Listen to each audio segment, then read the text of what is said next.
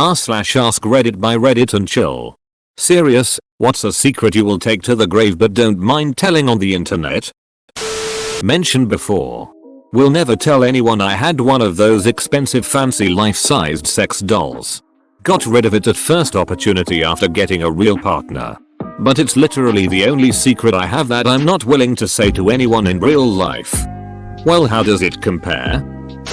Only I know that my mother-in-law killed her dog by sitting on it. Poor thing. Almost happened to our neighbor's dog. Too. Chihuahua. The overweight son sat on him and broke the dog's pelvis. It survived but could never walk a straight line again after that. Speaking of grave. When I was a teenager, some friends and I got really stoned and walked around the town cemetery. There was a whole section of generic flat grave markers from the 1800s. I found myself trying to imagine their lives in the same town I lived so long ago. Then I saw one plate kind of sticking up and crooked and I bent down to touch it. It wasn't attached at all. And I lifted it up in my hand. Right then. My asinine stoned teenage brain decided to put it in my backpack. I thought I'd somehow honor this stranger more than the shitty groundskeeper leaving it all willy-nilly in the middle of the aisle. None of my friends saw what I did. Few hours later. Sober. And the guilt and panic are setting in. I hid the plate in my closet for about a year before I chucked it back over the fence one day late at night. I hope Bessie Jane Holmes doesn't mind that I kept her for a while. I still think back and shudder at the guilt of such immoral duckery. If it makes you feel any better, I'd have enjoyed the company as a ghost. I used to work for the airport and so got very discounted fares for friends and family. My mom was going on a trip with her friend to Key West and they were gonna drive since flying was too expensive. I talked her into letting me handle the flying arrangements and they'd save a ton. A typical $500 plus flight turned into like $250 for both of them combined. Well, I was still kinda new at booking reservations and whatnot, and I ended up screwing up the reservation. I think I only booked it for one way or something. So the night before their flight, I rebooked it and paid the $450 for the both of them, money I really didn't have and have since never told my mom. It was for Mother's Day, so I figured that was my gift to her. It's been nearly 10 years since. That's a really wholesome story for a change. Hopefully it all worked out for you in the end. Me and my cousin took turns licking each other's a-holes when we were about 10 years old. I have vivid memory of it. We have never spoken of it since. We're both 25-year men now. And here I am too ashamed to admit to my partner that I want to lick his ass. I sharted on a New Year's party bus a few years ago. I thought it was just a fart but it was a small shotgun blast of fluid. I stayed calm and threw away my undies at the next bar. Luckily there was little or no shit on the inside of my jeans and I was able to continue the night with no one aware of my poop crime. That happened to me on Halloween a few years ago. I drank 6 Angry Orchards and shot it in my thong. I just calmly walked into the bathroom and tore the side seams of the underwear so I could take them off and throw them away without having to remove my fishnets. No one was the wiser. I agreed to a first date with someone to make him stop crying. 6 years later we're happily engaged and doing great. I don't know how well he remembers that, but I'm not bringing it up. Has he stopped crying yet? When I was a kid I used to shit in a tire in the garden because I was scared of getting locked in the toilet. When I was young I peed under the basement stairs every night. I was afraid my stepmother, at the time, would hurt me if I flushed the toilet and it woke her. So I went under the stairs in my room, a mattress in the basement. Edit. I am sorry for not answering for so long. I went to bed right after posting this and only just opened Reddit to answer a few questions. She was very abusive. This was a small thing compared to some. And yes, the smell was noticed eventually.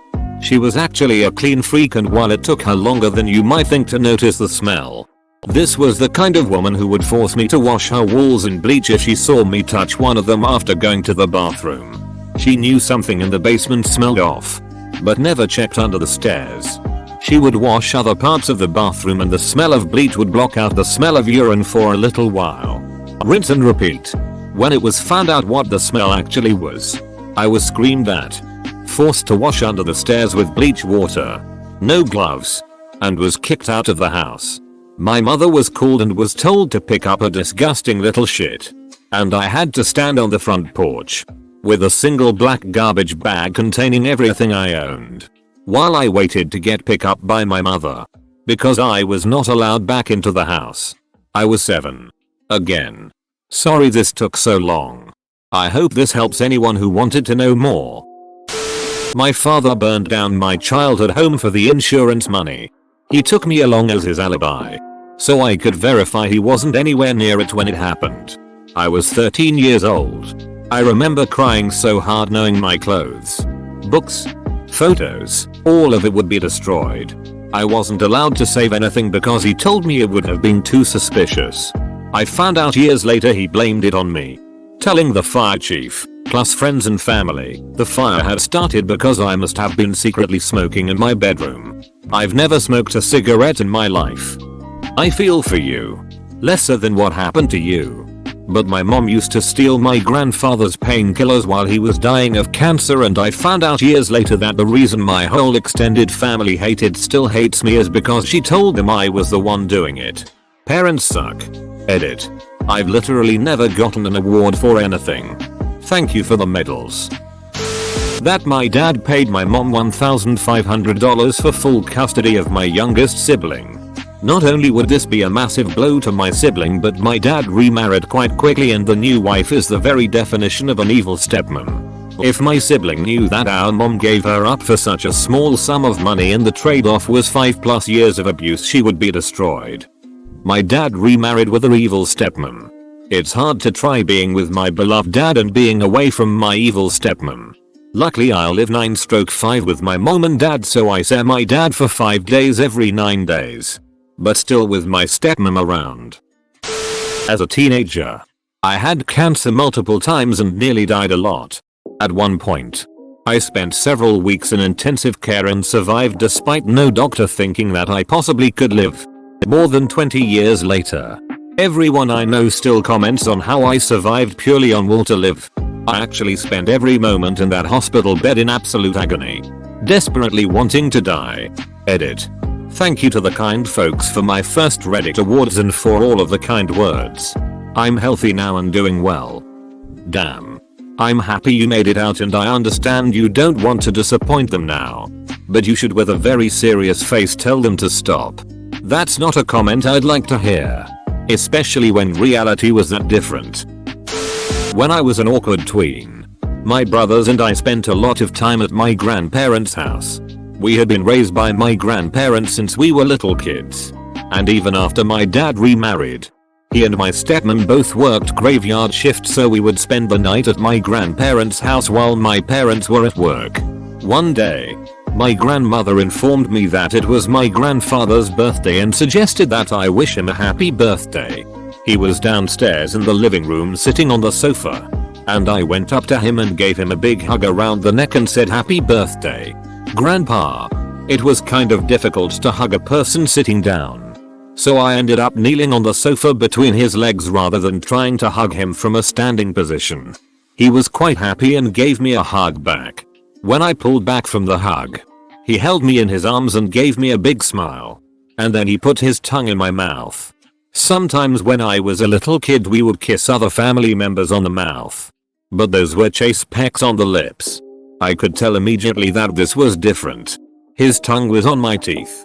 It lasted only for a moment and I was grossed out and confused when I pulled away. At that moment my grandmother walked into the living room. I turned my head to look at her. My hands were still on my grandpa's shoulders. For the rest of my tween and teen years, I was always careful not to be alone in the same room with my grandfather. He passed away during my 20s. A good decade ahead of his time due to lifestyle-induced health issues. And my family chose me to speak at his funeral. I had really complicated feelings about it because I did love him. My grandma and grandpa raised me, after all. Also, my grandfather was the rock of the family, and after he passed away, the three branches, my dad and our family, plus his siblings and their families, gradually grew apart. And nothing was ever the same between us again. We don't even spend Christmas all together anymore. I've never told anyone in my family about it because I couldn't break my grandmother's heart. She survived her husband 10 years and still talks to and about him every day and visits his grave multiple times a week. So, thanks for listening to my story, Reddit. Nice to get that off my chest. It scares me how closely I can relate to this story. Like, how? Edit. My phone decided to glitch out. Grammar. But, yeah. This is almost exactly how things happened in my family. Hectic man. Take care of yourself. Seems like a good time as any to tell this story. When I was a teenager, my parents were divorced yet lived within walking distance of each other. I would oftentimes walk back and forth between their homes for whatever reason. I got to know a family that lived in the house on the corner of the block my mother lived on. One day as I was passing this house, I noticed a wallet on the ground. I picked up and opened the wallet. I noticed the address on the ID was the house on the corner and it was the mom of the family. A very nice lady. Me being a teenager, took all of the money out of the wallet, about $50. I then went back to the home and returned the wallet, explaining I found it down the street. The mother was very relieved and grateful. What always weighed on me is a few weeks later I passed the corner house as I often did and the lady stopped me. She wanted to thank me for returning the wallet and handed me a $50 bill. I tried to refuse it but she insisted. I was rewarded for stealing. While it's not a big secret, it is something I always think about for some reason. I've never really had the heart to tell anyone this story.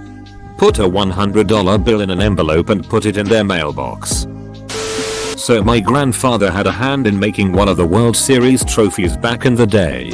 He never got any credit, but we have photos and parts from his prototype. When I was a teen, I added what I knew to Wikipedia, since why not, although I believe it's gone now. But funny story, I ended up being touted in newspapers all over the country. Proceed to a few years later, I get a call from my mom who's almost in tears of joy. She found that wiki page and was freaking out. She was so happy he finally got credit. She ended up making really fancy shadow boxes of the wiki page printed out.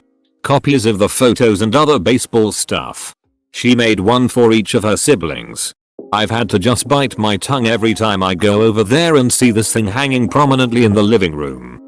I ended up being touted in newspapers all over the country. It sounds like he did get the credit he deserved.